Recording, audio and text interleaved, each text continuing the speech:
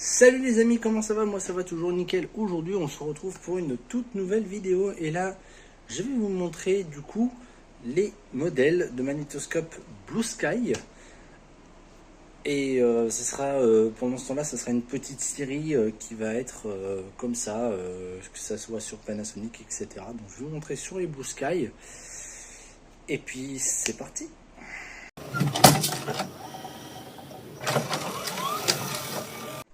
Donc voilà, je vais vous présenter maintenant les modèles magnétoscope de la marque Blue Sky.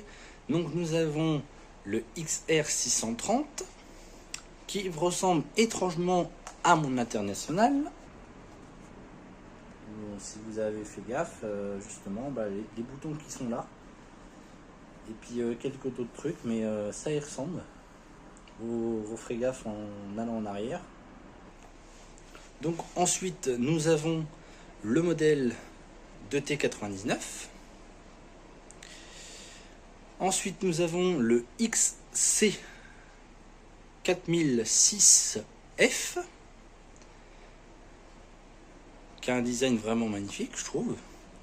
Ensuite, nous avons le XR60N, aussi assez joli. Et ensuite, le XR200, qui se trouve là. Donc je trouve que ces modèles de magnétoscope là, en fait, ils sont jolis. Blue Sky, alors à ce qui paraît, on m'a dit pas très bien de bon de ça. Mais bon, après en soi, un magnétoscope, ça reste un magnétoscope.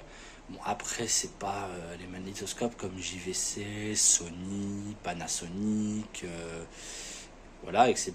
Des bonnes marques, mais aussi des fois les petites marques justement qui sont pas chères, etc. Niveau design sont assez jolis.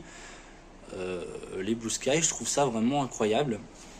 Les designs sont vachement jolis et puis moi je rêve d'en avoir un. D'ailleurs je suis à la recherche, ça fait quasiment pas très loin de 2 ans que j'en cherche un et j'arrive toujours pas à mettre la main dessus, donc ça commence à être un petit peu chiant.